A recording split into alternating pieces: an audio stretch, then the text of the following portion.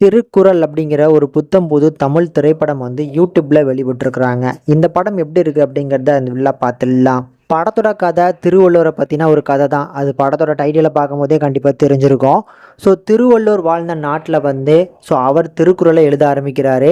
But அந்த டைமில் வந்து அந்த திருக்குறளை எழுதி அதுக்கான அங்கீகாரம் பெறதுக்கு ஒரு பக்கம் அவர் முயற்சி பண்ணிட்டு இருக்க மாதிரியும் இந்த படத்தோட கதையை காமிச்சிருப்பாங்க. இந்த சைடில் வந்து ஒரு கொடுங்கோல் ஆட்சி நடக்குது. ஒரு மன்னரோட கூட பிறந்த சகோதரனே அண்ணன் கிட்ட இருந்து ஆட்சியும் பொறுப்பையும் வாங்கிக்கிட்டு ஒரு கொடுங்கோல் ஆட்சியை வந்து பார்த்தீங்கன்னா நடத்துகிறான். அந்த ஆட்சியை எதிர்த்து வந்து திருவள்ளுவர் எந்த மாதிரியான பங்கு வகிக்கிறாரு அப்படிங்கிறத ரொம்ப அழகாக இந்த படத்தில் காமிச்சிருப்பாங்க. இறுதியாக அவர் எழுத நினைக்கக்கூடிய அந்த திருக்குறளையுமே வந்து பார்த்தீங்கன்னா கரெக்டாக முழுசாக எழுதி முடிச்சாரா அப்படிங்கிற மாதிரியும் இந்த படத்தில் காமிச்சிருப்பாங்க. இந்த படத்தை பொறுத்தளவுக்கு பண்டைய காலத்தில் நடக்கிற மாதிரி இந்த படத்தில் சித்தரித்து அவங்க அதுக்கே பேசுகிற மாதிரி வந்து பார்த்தீங்கன்னா தமிழ் பேசுவாங்க. பட் பண்டைய தமிழ் எடுக்கிறோம் அப்படின்னா ப்ராப்பராக ஃபுல்லாக எல்லாத்துக்குமே வந்து பார்த்தீங்கன்னா அதே மாதிரி பேசணும். பட் இந்த படங்களில் வந்து பார்த்தீங்கன்னா நிறைய இடங்களில் இப்போ இருக்கக்கூடிய பீரியடில் என்னெல்லாம் பேசுவாங்களோ அந்த வார்த்தைகளும் யூஸ் பண்ணுறாங்க.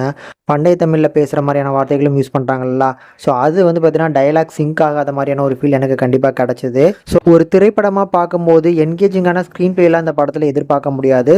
ஸோ திருவள்ளுவரை வச்சு அவரோட பாயிண்ட் ஆஃப் வியூவில் அவர் என்னெல்லாம் சொல்லியிருக்காரு நல்லது அப்படிங்கிறத இந்த படத்து மூலமாக ஒரு சில டைலாக் டெலிவரிஸ் வந்து பார்த்தீங்கன்னா கண்டிப்பாக டெலிவரி பண்ணியிருக்கிறாங்க. அதுக்காக வேணால் ட்ரை பண்ணி பாருங்கள். யூடியூப்பில் ஃப்ரீயாகவே அவைலபிளாக இருக்குது. அதனால வேணால் ட்ரை பண்ணி பார்க்கணும்னு நினைக்கிறவங்க ட்ரை பண்ணி பாருங்கள்.